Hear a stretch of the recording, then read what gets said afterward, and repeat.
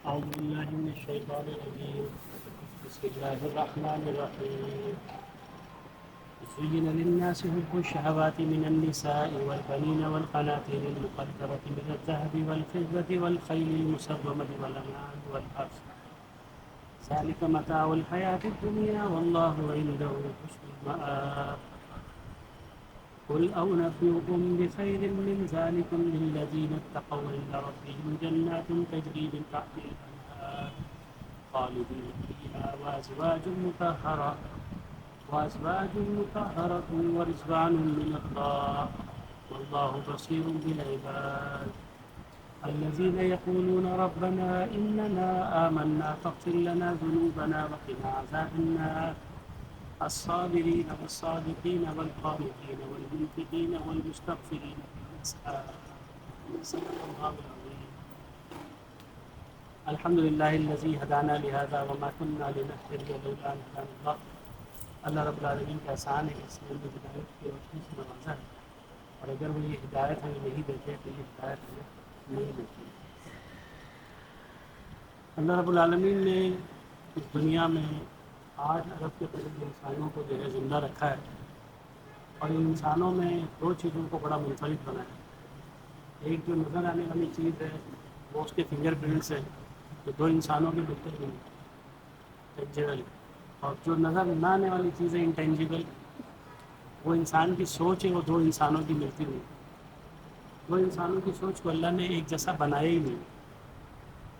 اب انسان کی سوچ کو اللہ نے اتنا وسیع، اتنا آزاد اور اتنا خود مختار بنایا ہے کہ اس سوچ کی بنیاد پر کبھی وہ فرعون بن جاتا ہے، کبھی قارون بن جاتا ہے، کبھی حامان بن جاتا ہے، کبھی جو بائیڈن بن جاتا ہے، کبھی نتن یاہو بن جاتا ہے۔ یہ سوچ ہے انسان، تو اس کو اس مقام پر لے جاتی ہے۔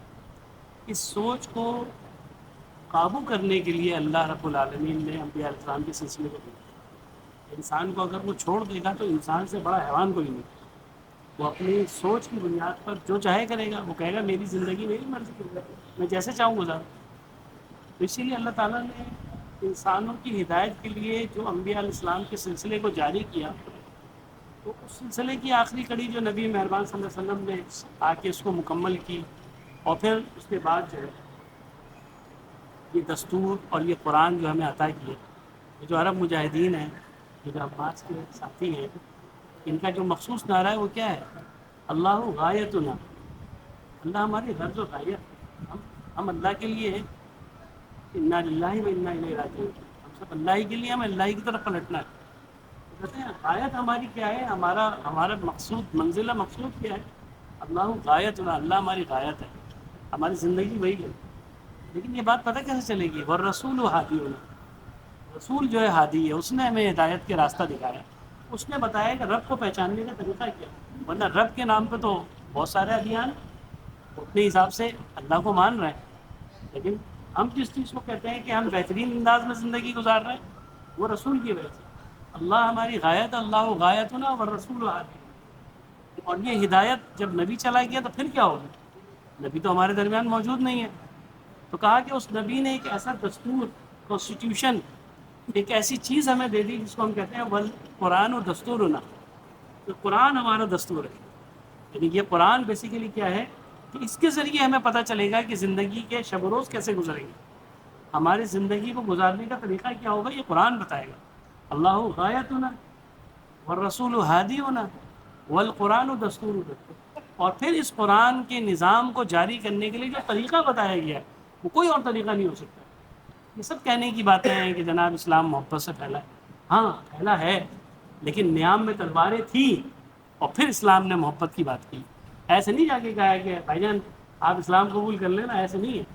بادشاہوں کے پاس خطوط لکھے گئے اور کلیئر بات کی گئی، اللہ کی زمین پر اللہ کا نظام چلے گا، تم ایمان لے آؤ، اللہ رب العالمین کو تسلیم کر لو، ہمارے بھائی ہم چلے جائیں گے، حکومت بھی تم کرو گے، ہم تھوڑی کریں گے، یہ زمین بھی تمہاری ہوگی، لیکن اللہ کو مان لو تمہارے بھائی، اور اگر نہیں مانتے ہو تو پھر چھوٹے بن کے رہو، ٹیکس دو، جزیہ دو، کیونکہ اللہ کی زمین میں تم زندہ بھی ہو اور اللہ کو بھی نہیں مان لو۔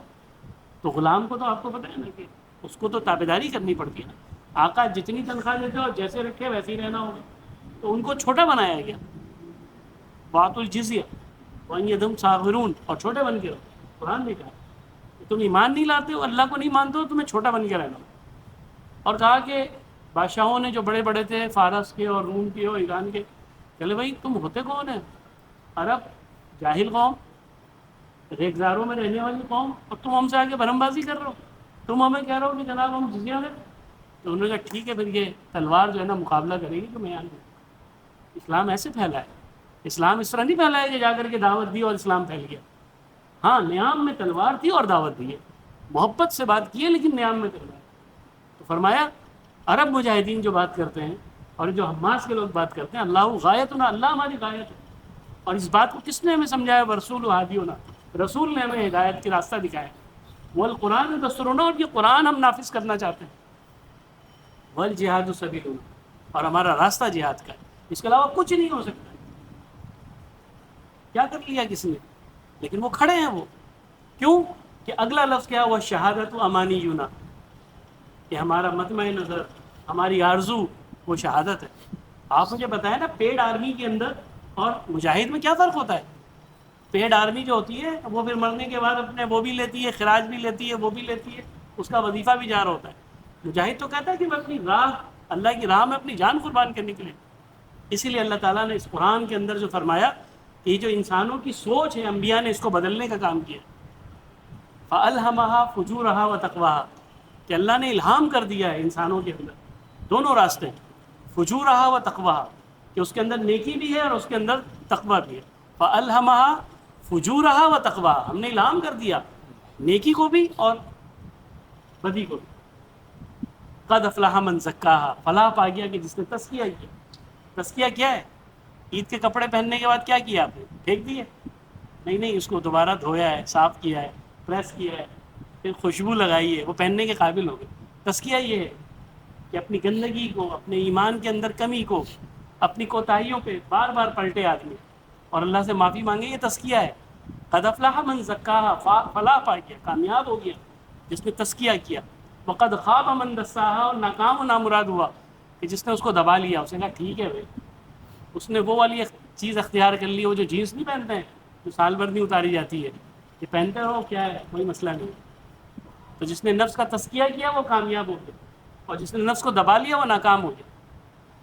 اس بات کو سمجھانے کے لیے، اس بات کو انسانوں کی سوچ بدل دی جاتی ہے، امام غزالی ایک واقعہ بیان کرتے ہیں، کہتے ہیں کہ ایک بادشاہ کا بڑا خوبصورت باغ تھا۔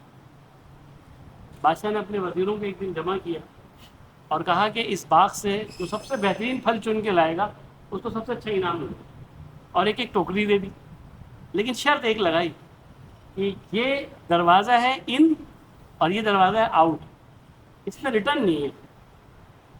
آپ چلتے جاؤ، آپ کو اچھے پھل نظر آئے جمع کرتے جاؤ، اور اینڈ میں آپ نکلو جس کی ٹوکری اچھی ہوگی وہ بہترین ہوگا۔ تو کہتے ہیں کہ وزیر پہلے داخل ہوا، اس کو کچھ چھوٹے پھل نظر آئے، کچھ بہت زیادہ اچھے نہیں تھے، اس نے کہا چھوڑو، آگے کچھ اچھے نظر آ رہے ہیں، آگے چلتے۔ وہ آگے چلا گیا، اس کو تجھ سے تھوڑا آگے اور اچھے نظر آئے تھے، وہ اس کو بھی اسکپ کر دیتا ہے۔ چلتے چلتے اس کو اندازہ نہیں ہوتا ہے اور یہاں تک کہ باغ کے کونے کا ہے۔ اب وہ پلٹ نہیں سکتا تھا، معاہدہ تو یہ تھا نا، ٹوکری اس کی ہے خالی، انعام تو ملنا ہی نہیں ہے۔ تو امام غزالی کہتے ہیں کہ اللہ رب العالمین جو بادشاہ ہے اس نے یہ باغ ایک دنیا کی شکل میں بنا کے ہمیں دی، اور اس کے وزیر ہیں نا، ہم نائب ہیں، خلیفہ ہیں نا، بندے اللہ کے خلیفہ ہیں، نائب ہیں، وزیر ہیں اس کے۔ وزیر کا کام ہوتا ہے بادشاہ کی بات کو ویسے ہی قائم کرنا، اپنی پخ نہیں لگانا، اسے اپنی دماغ کی چیز نہیں ڈالنا۔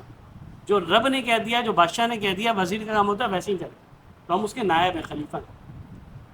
امام غزالی کہتے ہیں کہ وہ رب العالمین وہ بادشاہ ہے، اس نے یہ باغ دنیا کو بنا کے مجھے اور آپ کو بھیج دیا اور زندگی کی ٹوکری دے دی، اور کہا کہ اس میں پھل جمع کرو۔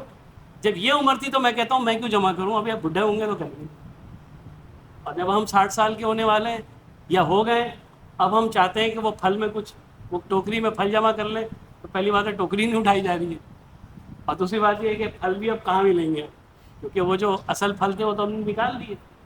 کہتے ہیں نا کہ سلو از فاسٹ، یعنی کہ وہ جو تم نے اپنی جوانی سے اور تم نے ابتدان جو اس قرآن کو سمجھا اور سمجھنا شروع کر دیا وہ تمہارے لیے بہتر تھا۔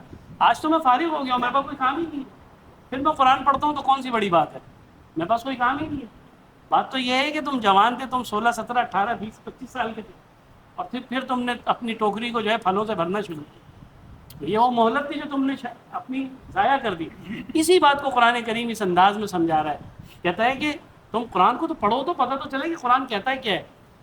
زین للناس حب الشہوات، لوگوں کے لیے مرغوبات نفس، ہر وہ چیز جس کو دیکھ کر کے آنکھوں میں چمک آ جائے اسے مرغوبات نفس کہا جائے، جس سے آدمی امپریس ہو جائے، چاہے وہ چپل ہو، جوتا ہو، گاڑی ہو، بنگلہ ہو، کچھ بھی ہو، جس کو دیکھ کر کے آدمی کے دل میں اٹریکشن ہو جائے، وہ ایک زبردست چیز ہوتی ہے.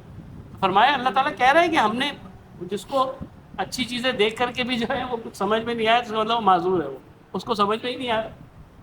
جو انسان ہوگا جس کے اندر شعور ہوگا وہ چیزوں کو سمجھ رہا ہوگا، اس کو پتہ ہے کہ کون سی چیز اٹریکٹ کرتی ہے اور کون سی چیز اٹریکٹ نہیں کرتی ہے، اور اٹریکشن میں کہاں تک الاؤ ہے اور کہاں تک الاؤ نہیں ہے. وہ انسان ہے. اور جن کو اٹریکشن کا بھی نہیں پتہ وہ انسان تھوڑی ہے. وہ اس کا مطلب ہے کہ وہ معذور ہے، اس کو سمجھ میں ہی نہیں آ رہا ہے کیا. اللہ تعالیٰ کہہ رہے ہیں کہ زُیِّنَ لِلنَّاسِ حُبُّ الشَّهَوَاتِ مِنَ النِّسَاءِ وَالْبَنِينَ، ہم نے مرغوبات نفس، لوگوں کے لیے مرغوبات نفس پسندیدہ چیزیں بنا دی، عورتیں، اولاد، والقناطیر المقنطرۃ من الذهب والفضہ، سونے چاندی کے ڈھیر، والخیل المسومۃ والانعام والحرث، گھوڑے، مویشی، زرعی زمینیں. اچھا اب اس کے بعد اس زمانے کے حساب سے جب قرآن نازل ہوا ہے، آج کی لیٹسٹ فارم لے لیں، اس زمانے کے بہترین مویشی آج کی بہترین گاڑیاں، گھوڑے جو تھے وہ آج کی کاروں میں تبدیل ہو گئے، جہاز میں تبدیل. لیکن دنیا کے اندر کیا ہے؟ یہی ہے مرغوبات، اسی کی طلب ہے نا، اسی کی کمائی ہے، اسی کی پڑھائی ہے، اسی کی چاہت ہے نا. اللہ تعالیٰ کہہ رہے ہیں زُیِّنَ لِلنَّاسِ حُبُّ الشَّهَوَاتِ مِنَ النِّسَاءِ وَالْبَنِينَ وَالْقَنَاطِيرِ الْمُقَنطَرَةِ مِنَ الذَّهَبِ وَالْفِضَّةِ وَالْخَيْلِ الْمُسَوَّمَةِ وَالْأَنْعَامِ وَالْحَرْثِ. ہم نے لوگوں کے لیے خوشنما بنا دیا، مرغوبات نفس بنا دی. یہ عورتیں، یہ اولاد، یہ چیتا گھوڑے، یہ سونے چاندی کے ڈھیر، یہ زرعی زمینیں، یہ مویشی، کوئی چیز بچی؟ لیکن کیا کہا ذالک متاع الحیات الدنیا، یہ دنیا کی زندگی کا چند تھوڑا سامان. متاع کہتے ہیں جو ختم ہو جائے، مال و متاع کہتے ہیں کہ لٹ گیا. متاع بہت چھوٹی چیز کو کہتے ہیں. فرمایا یہ دنیا کی زندگی کا سامان ہے یہ.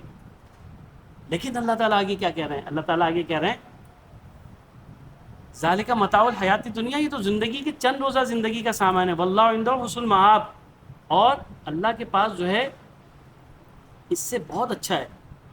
در حقیقت میں جو بہتر ٹھکانہ ہے، واللہ عنده حسن المآب، وہ تو اللہ کے پاس ہے. پھر اگلا ایک سوال، اگر میں کہوں اچھا میں اس سے اچھی چیز بتاؤں آپ کو، تو آپ کو ایک دم ایک خیال تو آئے گا یار اس سے اچھی کیا چیز ہو سکتی ہے. ابھی بتا بھی دیا ساری چیزیں، سونے چاندی کے ڈھیر، یہ اس سے اچھی چیز کیا ہو سکتی ہے. اب اللہ تعالیٰ دیکھیں کس انداز میں بات کر رہے ہیں. اللہ تعالیٰ کہہ رہے ہیں قل انبئکم بخیر من ذالکم، کیا ہم اس سے اچھی چیز تمہیں بتائیں؟ ابھی تو ہم نے بتا دی تمہیں ساری چیزیں، تمہیں مزہ بھی آیا تھا. اب اللہ کیا کہہ رہے ہیں؟ اس سے اچھی چیز بتائیں تمہیں؟ آدمی کے دل میں خیال آتا ہے ہاں بتاؤ بھائی، کیوں نہیں بتا رہے؟ اللہ بتائیے ہمیں کیا بتانا چاہ رہے ہیں آپ. اللہ تعالیٰ کہہ رہے ہیں قل انبئکم بخیر من ذالکم، فرمایا کہ میں تمہیں بتاؤں کہ اس سے زیادہ اچھی چیز کیا ہے. للذین اتقوا عند ربهم جنات تجری من تحتها الانہار خالدین فیها وازواج مطہرۃ ورضوان من اللہ واللہ بصیر بالعباد. فرمایا کہ اس سے اچھی چیز یہ ہے کہ جو لوگ اللہ سے ڈریں، تقوی کی روش اختیار کریں، ان کے لیے ان کے رب کے پاس ایسے باغ ہیں جس کے نیچے نہریں بہتی ہوں گی. یہ تو دنیا کی چیزیں تھی نا، اب اس سے اوپر کی چیزیں اللہ بتا رہا ہے. وہاں انہیں ہمیشگی کی زندگی حاصل ہوگی، پاکیزہ بیویاں ان کی رفیق حیات ہوں گی، اور اللہ کی رضا سے وہ سرفراز ہوں گے، یعنی اللہ ان سے راضی ہو جائے گا. رضی اللہ عنہم ورضوا عنہ کی مصداق ہوں گے کہ وہ اللہ سے راضی ہے تو اللہ ان سے راضی ہے. اور پھر فرمایا اللہ بصیر بالعباد، اللہ اپنے بندوں کے رویوں پر گہری نظر رکھتا ہے کہ کس نے کس چیز کو کتنا ہلکا لیا ہے. جملہ ہمارے اردو میں بہت سارے نئے جملے آ گئے نا، ہلکا نہیں لینا، کس نے کس چیز کو کتنا ہلکا لیا ہے اللہ تعالیٰ جانتے ہیں. واللہ بصیر بالعباد، اللہ اپنے بندوں کے رویوں پر گہری نظر رکھتے ہیں. تم نے کس وے میں اس کو لیا تھا؟ ہلکا لیا تھا تم نے اس کو، لیتے رہو تم ہلکا. تم نے اس کو بڑا سوچا کہ یار یہ واقعی کوئی مزے کی بات ہے، یہ تو سمجھنے والی بات ہے، سمجھو. اور پھر اللہ تعالیٰ کہتے ہیں کہ یہ کیفیت تمہارے اندر پیدا کیسے ہوگی؟ فرمایا الذین یقولون ربنا اننا آمنا فاغفر لنا ذنوبنا وقنا عذاب النار. فرمایا کہ جو لوگ کہتے ہیں کہ مالک ہم ایمان لائے، ہمارے گناہوں خطاؤں سے درگزر فرما دیجیے، ہمیں دوزخ کی آگ سے بچا لیجیے. ہیں کون یہ لوگ؟ الصابرین والصادقین والقانتین والمنفقین والمستغفرین بالاسحار. یہ رمضان کی جو کیفیات تھی نا، یہ وہ بتائی جائے. یہ جو تم نے ایک مہینے ایکسرسائز کی تھی نا، اس کے بعد جو ہے ایکسرسائز چھوڑ دیا، دوبارہ اسی حالت میں آ گیا۔ تو ہم نے سیکھا کیا تھا رمضان میں؟ کیا سیکھا تھا؟ اللہ تعالیٰ وہ بتا رہے کیا سیکھا تھا۔ دیکھیں اللہ تعالیٰ کہہ رہا ہے کہ جو اللہ کے پسندیدہ لوگ ہوتے ہیں ان کی کیفیات کیا؟ الصابرین، جو صبر کرنے والے ہیں۔ روزہ صبر سکھاتا ہے، آخر وقت تک کیا کرتے تھے؟ رکے رہتے تھے نا، صبر کرتے تھے۔ بس صادقین، اللہ کے رسول نے کیا فرمایا کہ جو شخص روزے میں بھی جھوٹ بولنا نہ چھوڑے، اللہ کو کوئی حاجت نہیں ہے کہ بھوکا پیاسا رہے۔ تو کیا سیکھا تم نے ایک مہینے میں؟ سچائی سیکھی تھی نا۔ اب یہ مال کے اندر 2 نمبری تو نہیں کرو گے تم، اب تم یہ تو نہیں کرو گے، اب فارم 45 اور 47 کا گھپلا تو نہیں کرو گے۔ یہ تم نے سیکھا ہے نہیں سیکھا ہے؟ یہ ساری چیزیں اللہ نے سکھائی ہیں نا، الصابرین والصادقین، اور پھر فرمایا والقانتین، فرما بردار، والمنفقین، اللہ کے راستے میں انفاق کرنے والے، والمستغفرین، اور بالاسحار، رات کی آخری گھڑیوں میں معافی مانگنے والے۔ یہ واحد مہینہ ہے رمضان کا جس میں آپ بڑے دھڑلے سے بولتے ہیں تہجد پڑھی تھی میں نے، اس لیے کہ 4 بجے اٹھ جاتے تھے آپ، فجر سے پہلے آپ اٹھتے تھے، سحری کرتے تھے، سحری سے پہلے ہاتھ منہ دھوتے تھے، 2 رکعت نماز پڑھ لیتے تو تہجد ہوتی تھی۔ تو کیا وہ اس لیے ایکسرسائز کی تھی کہ اس کے بعد آج 12 شوال گزر گئے، ایک دفعہ بھی تہجد نہیں پڑھی، ایک دفعہ بھی سچ نہیں بولا، ایک دفعہ بھی اللہ سے معافی نہیں مانگی؟ یہ 30 دن کی ایکسرسائز کیوں کی تھی بھائی؟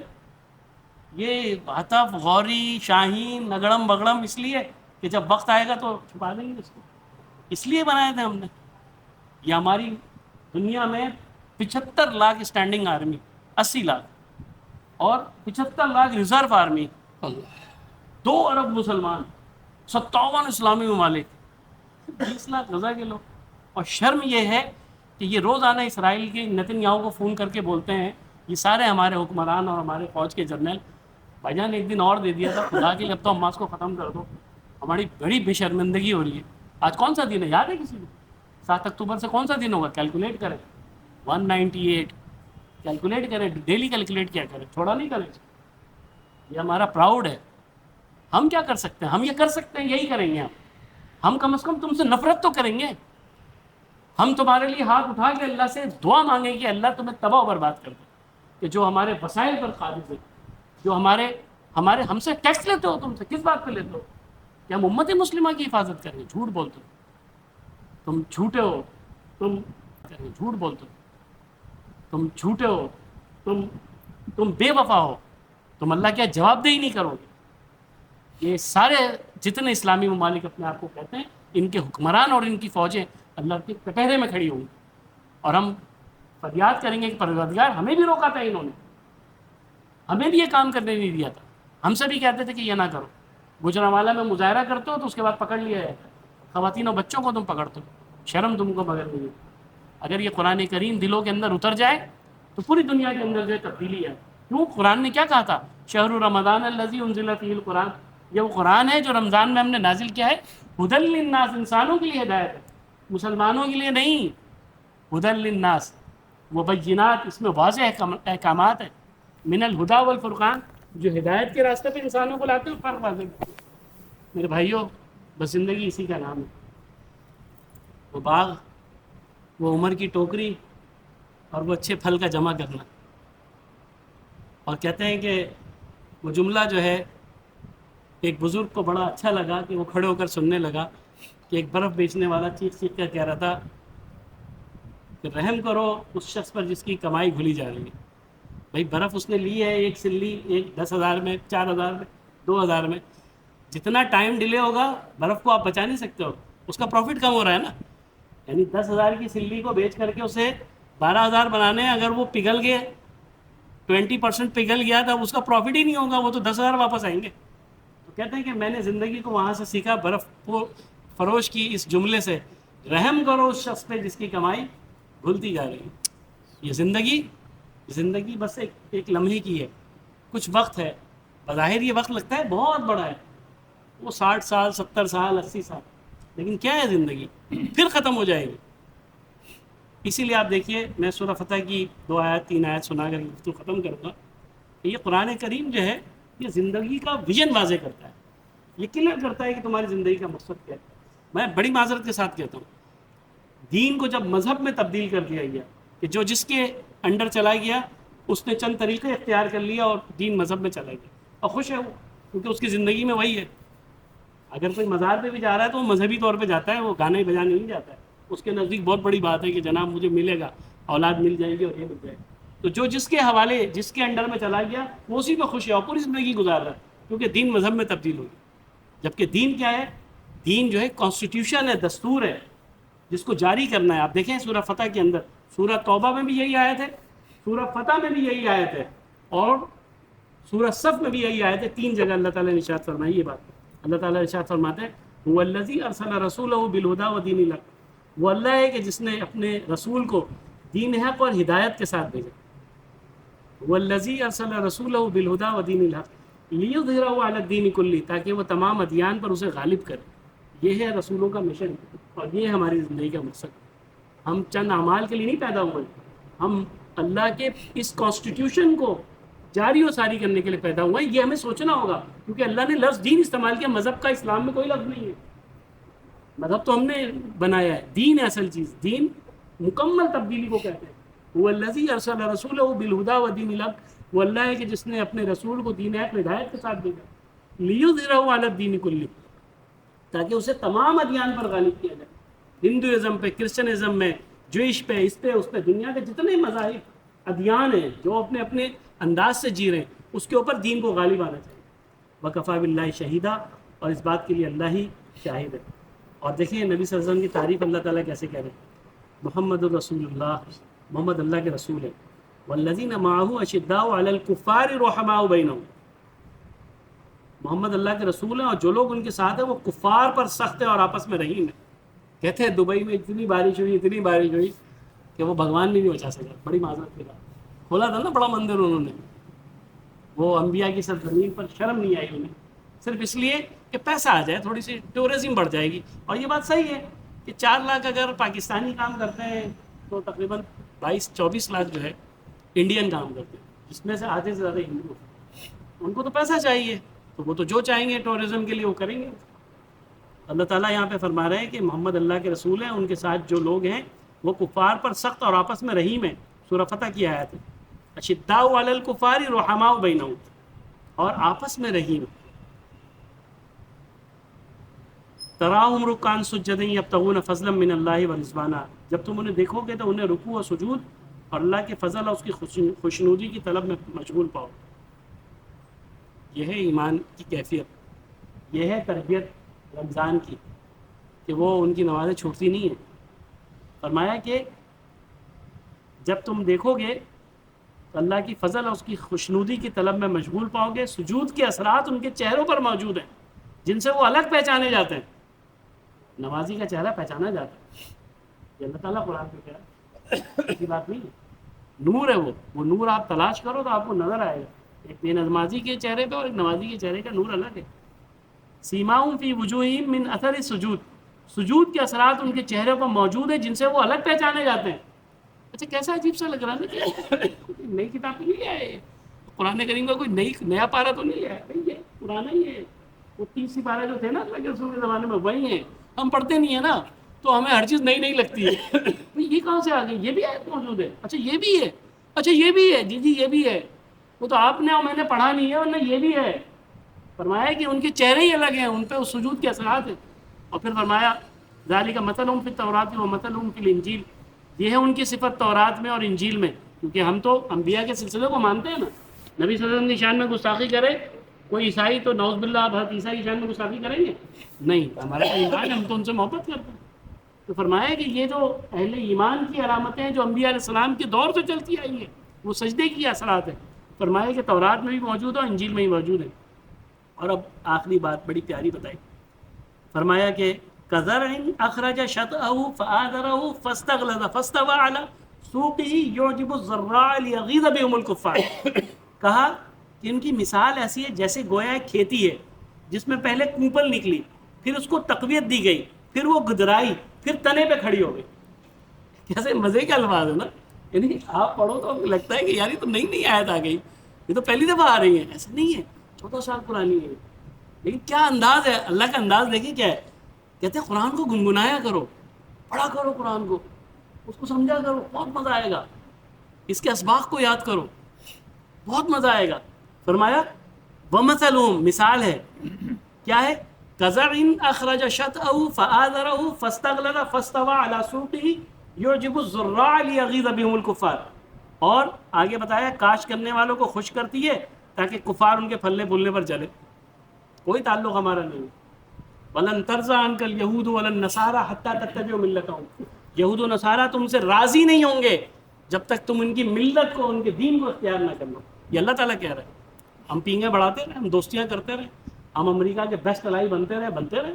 قرآن نے کہہ دیا، اللہ نے کہہ دیا وَلَن تَرْضَىٰ عَنْكَ الْيَهُودُ وَلَا النَّصَارَىٰ حَتَّىٰ تَتَّبِعَ مِلَّتَهُمْ. یہود و نصارہ تم سے راضی نہیں ہوں گے جب تک تم ان کی ملت اختیار نہ کرو، ان کے دین کو اختیار نہ کرو. اور ہم کہتے ہیں ہمارے بیسٹ فرینڈ ہیں، بولتے رہو، بولنے سے کیا ہوگا. فرمایا کہ ان کی مثال یوں ہے گویا ایک کھیتی ہے جس نے کوپل نکالی، پھر اس کو تقویت دی، پھر وہ گدرائی، پھر تنے پہ کھڑی ہو گئی. کاشت کرنے والوں کو خوش کرتی ہے تاکہ کفار ان کے پھلنے پھولنے پہ چلے. اور پھر فرمایا وعد اللہ الذین آمنوا وعملوا الصالحات منہم مغفرۃ واجر عظیما. اس گروہ کے لوگ جو ایمان لائے، جنہوں نے نیک عمل کیے، اللہ نے ان سے مغفرت کا اور بڑے اجر کا وعدہ فرمایا. یہ ہے وہ وعدہ جو اللہ نے مجاہدین سے فرمایا ہے، جو حماس کے لوگوں سے فرمایا ہے، اور جو دنیا کی بہترین آج کے دور میں جو بہترین لوگ اگر اس وقت موجود ہے دنیا میں، تو وہ غزہ کے وہ لوگ ہیں.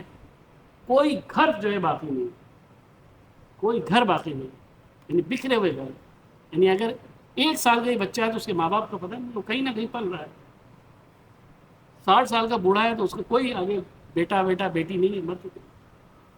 لیکن دکھ اس بات کا ہے 57 اسلامی میں کیا اللہ کو جواب. آپ یقین مانیں راتوں کی نیندیں خراب ہو جاتی ہے اگر آپ اس کو سوچیں کہ کوئی معمولی بات نہیں.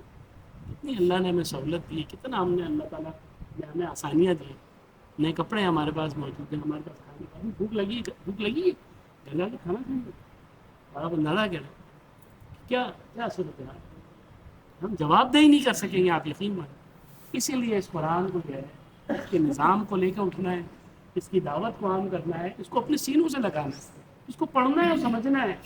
آپ یقین مانیں یہ تھوڑی دیر کی جو نرمی ہے نا، یہ دنیا کی سختیوں میں پھر غائب ہو جائے گی.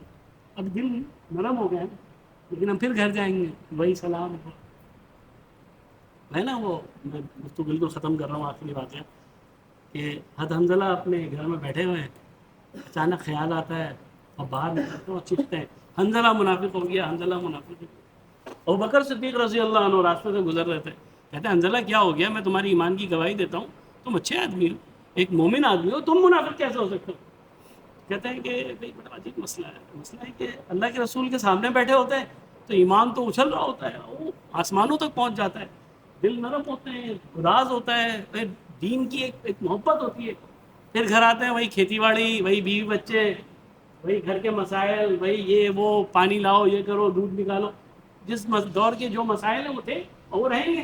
ایسا تو نہیں کہ کوئی یہ نئی بات ہے. یہ تو کہہ لیں کہ یہ منافقت نہیں ہے کہ رسول اللہ کے سامنے تو یوں بیٹھے ہوئے ہیں اور اللہ کر رہے ہیں اور گھر آ کر کے مگن ہو گئے. ابوبکر صدیق یہ نہیں کہ اس کو وضاحت کرتے سمجھاتے ہیں، کہتے ہیں حنظلہ یہ کیفیت تو میری بھی ہے، میرے ساتھ بھی ایسا ہی ہے. میں رسول اللہ کی محفل میں ہوتا ہوں تو واہ واہ، اور رسول اللہ کی محفل سے نکلتا ہوں پھر میں وہی تجارت کرتے تھے نا، تو لین دین کی بھی بات کریں گے، کتنا فائدہ ہوا، کتنا نقصان ہوا، مال کتنا آیا کتنا گیا. ہاں یہ بات تو ہے. اور اللہ کے رسول کے پاس چلتے، نبی مہربان صلی اللہ علیہ وسلم کے پاس جاتے ہیں اور کہتے ہیں اللہ کے رسول ہماری یہ کیفیت ہے، ہم تو منافق ہو گئے. اللہ کے رسول فرمائیں کہ نہیں منافق نہیں ہوئے. اگر تم ہمہ وقتی یہ کیفیت رکھ لو، ہمہ وقتی، تو فرشتے تم سے مصافحہ کریں گے، تم فیل کرو گے. فرشتے جو مصافحہ کریں گے تم فیل کرو گے، تمہاری یہ اوقات ہو جائے گی. تو اس اوقات تک صحابہ نہیں پہنچ سکے، ہم کہاں پہنچیں گے. لیکن سمجھانے کی بات یہ ہے، وہ قرآن، یہ ہے وہ دستور. اللہ غایتنا، اللہ ہمارا مقصود ہے. والرسول ہادی ہونا، رسول ہمارے لیے ہادی ہے، ہم اس کو لیڈر مانتے ہیں. سب سے بڑا لیڈر ہمارا کون ہے؟ رسول ہے. اور اس رسول نے ہمیں کیا دیا؟ والقرآن و دستور ہونا، یہ قرآن ہمارا کانسٹیٹیوشن ہے، یہ آئین ہے ہمارا. والجہاد و سبیل ہونا، راستہ جہاد ہے ہمارا، ڈرامے بازی نہیں ہے کوئی. کلیئر، میان میں تلوار ہے اور محبت سے سلام کریں گے ہم. یہ نہیں ہے کہ میان میں تلوار ہی نہیں ہے پھر 57 اسلامی والے کیا کریں گے، پھس غبارہ ہے، کچھ بھی نہیں کر سکتے. والجہاد سبیلنا، جہاد ہمارا راستہ ہے. والشہادت امانینا، اور ہماری آرزو کیا ہے؟ شہادت ہے. ہمارا مقصود کیا ہے؟ ہماری منزل کیا ہے؟ شہادت ہے. کیوں کہ اللہ غایتنا، شہید ہوگے تو اللہ سے ملو گے نا. شہید نہیں ہوگے تو اللہ سے کیسے ملے؟ اللہ کی چاہت کیسے آئے گی؟ اللہ سے ملنے کا طریقہ کیا ہے؟ اس دنیا سے گزرو گے تو اللہ سے ملو گے نا، جب تک دنیا میں رہو گے تو اللہ سے نہیں ملتے۔ اللہ تعالیٰ سے دعا ہے اس قرآن کو سمجھنے کی، یہ رمضان میں جو کچھ سیکھا ہے اس کو کنٹینیو کرنے کی، اور اپنے آپ کو جو ہے بالکل کلیئر ویژن کے ساتھ زندہ رہنے کی توفیق دے۔ اللہ رب العالمین ہمیں اس قرآن کو بار بار پڑھنے کی، بار بار سمجھنے کی توفیق عطا فرمائے۔ اعلان ہے بس سے پہلے کہ انشاءاللہ ہفتے کے دن 27 اپریل کو یہ پارک کے ساتھ والی روڈ پہ ہی یہ نوجوانوں نے بیٹھے ہوئے انہوں نے القدس کانفرنس کا اعلان کیا ہے کہ آپ لوگ سب کو اس میں شرکت کی دعوت دی ہے اور درخواست دی ہے کہ اپنا حصہ اس میں ضرور ڈالیں اور شریک ہوں اور اپنے ایمان کو اپنے مسلمان بھائیوں کے ساتھ جوڑیں اور ان سے تعلق کو اپنے ساتھ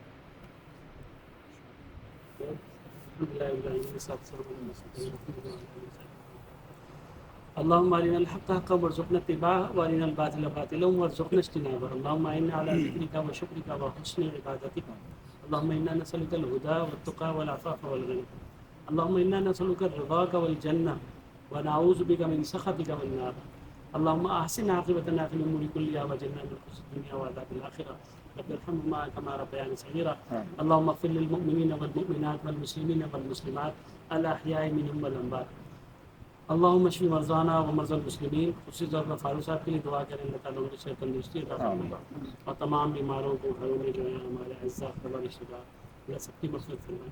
اللہ خصوصی طور پر تمام مرحومین کی مغفرت فرمائے۔ پرسوں میرے حفیظات بھائی کا انتقال ہوا، آفتاب بھائی کا، اللہ ان کی بھی مغفرت فرما دیجیے، ان کی درجات فرما دیجیے۔ اور یہاں جتنے بھی لوگ ہیں ان کے جو بھی اعزاء اقربا رشتہ دار والدین اس دنیا سے چلیں گے، اللہ ان سب کی مغفرت فرما دیجیے۔ اللهم اعز الاسلام والمسلمین اللهم انصر المجاهدين في فلسطين في غزة في الرفاع اللهم انصر المجاهدين في كل مكان آمين برحمتك۔